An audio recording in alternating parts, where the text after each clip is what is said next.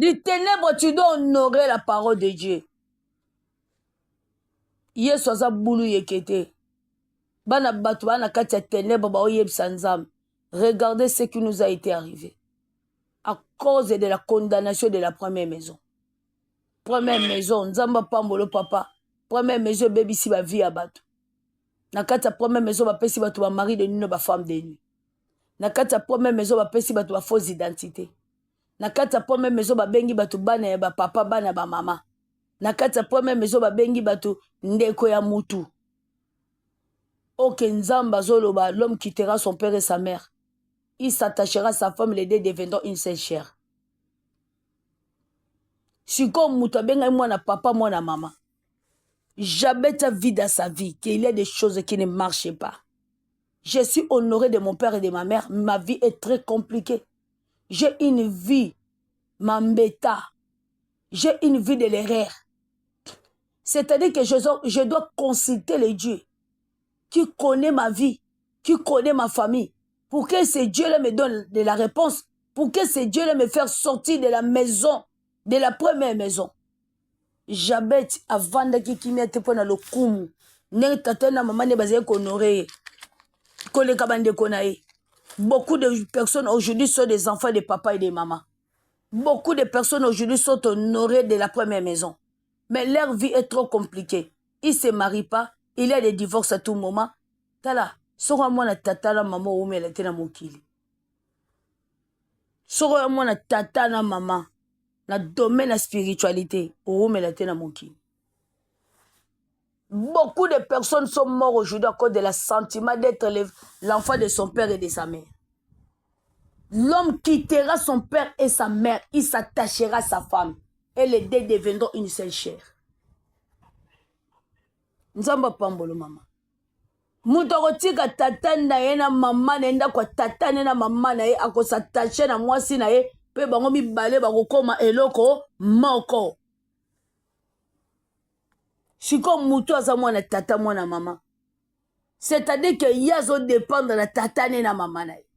Nyonso papa, nyonso mama, nyonso papa, nyonso mama, ba pimela bandeko nyonso, mais ba pesa ye. Le Saint-Esprit nous a montré la vie de Père Israël. Père Israël aimé par sa mère. Père Israël, sa mère a triqué son frère pour être béni à la place de son frère. Il a hérité l'héritage de la bénédiction de son frère. Mais Dieu, quand maman n'a pas allez, et pas oncle na yo. Azo bate que kuna nzambe. Alingi sukwa ziki sae. Nzamba linga traité directement sukwa na maison coutume. Na maison coutume, nzamba ko traité directement. Na kata maison coutume, nzamba traité ye. Directement ya nenga lisekite parce que atrika ki frère na ye akota ki le sentiment pe lokuta mama na ye bénédiction ba triquer comme nzamba za juste nzamba fait payer ye lisumu asalaki. Il a travaillé 7 ans ba proposer que Rachel mais les 7 ans wana ba ya ba pesi eleya et c'est qui le quoi linga Rachel fo bandela tala nenga nzamba traita ye pour dire que Dieu ne blague pas. Quand tu débauches, quand tu pêches contre ces lois, c'est-à-dire qu'il y a des embargos. Père Israël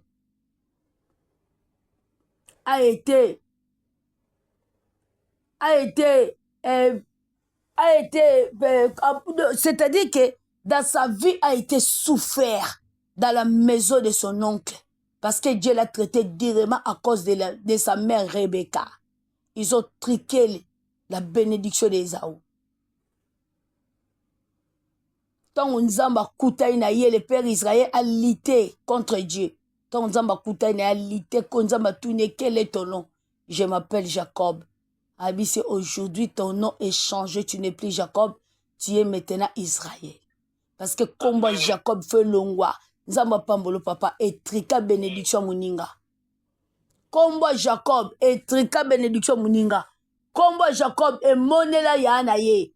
Atekela a somba bokulu tupa yana na biloko kolia.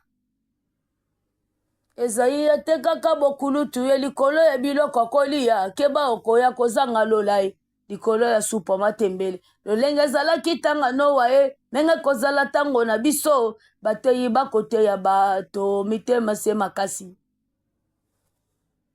tokoza ntango ya nowe nzambe yebisi nowe azoganga azoyebisa bato boya kokota na arshe boya kokota nzambe azwili mokili décision boya nzambe azobetisa mbula oyo ekozala infini boya kozala sauve baboyaki koyoka nowe mbula delige sokoli mokili elongoli na bato nyonso na mokili ntango ezonetwaye ezolongwa na bato ya mabe na mokili ememi bato nyonso mokili esokwami parce que il est le Dieu tala bana bato bazolela ce qui nous a été arrivé.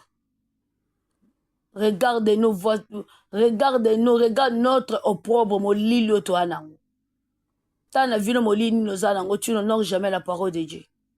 Jamais t'as cherché à considérer Dieu. Jamais t'as venu à bas sentiment. Beaucoup d'aujourd'hui, basé à kata bas sentiment. Le Saint-Esprit m'a dit la mot yomona mutu na moma zo sema mobale zo go ibsende je t'aime. Je t'aime ma chérie, je t'aime pour nani pour lembise nzota tu go sambela. Yeto balobi neka na moma prière wana milembisi nzoto pourquoi pas go lobelo la momo bwana chambre. O bwana mbetu bino baleka na moma prière poani. Nyonso na sima Yesu liboso. Aujourd'hui beaucoup de personnes ba kombo Yesu te zama pambolo mama. Balingi bazala honorer na ba sentiment inutile. Oke soko lingo za honorer na pona volonté na yo, c'est-à-dire que tu veux la mort. Mais soki olingi soki omitike pa Yesu wana Yesu nzambe na touché mitema bato ba honorer yo c'est la gloire. Jamais honorer mes derniers de humiliation. Nanda kwa tata na maman de la première maison. Qu'est-ce que tu as hérité de la première maison? La première maison kuna ba komisa nani ba pesa nini ba sala nini. La première maison. La première maison kuna ba sali ba tumibale ba divorce. Soka babali bango bakabona kana basoka bali bakabona mwasi ndela landi mutu mo ba ototemse mosana nzama bisabi yo vina okabona kana basi. Tala héritage à première maison. La première maison mutu muso akabona kana basi mutu muso akabona kana mibali. Na vie à couple mo na boyoka des até ko soit na mutu na moy bato ba osala ba jewana eza bato famille. Eza première maison mutu zo sala ba jewana. Na kati ya première maison balingi te bato bavana mibali balingi te bato bavana na basi.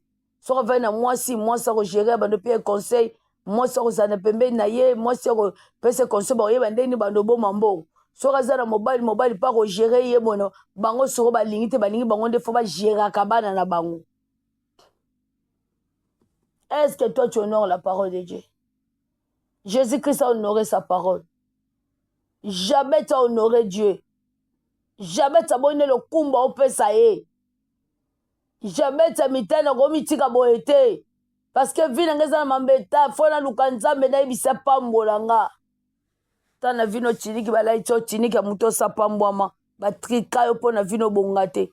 Po ya bango nyoso ya yo bango ba récupérer. Tana bomo ina yo. Po bando yebisa Yesu wana limbiso yo kelo mawa. Po na ko yebisa Yesu wana kangola yo. Podo ko yebisa Yesu wana bikisa yo. Tala bomo ina yo lela liboso Yesu wana. Lela Yesu wana Yesu asalisa yo.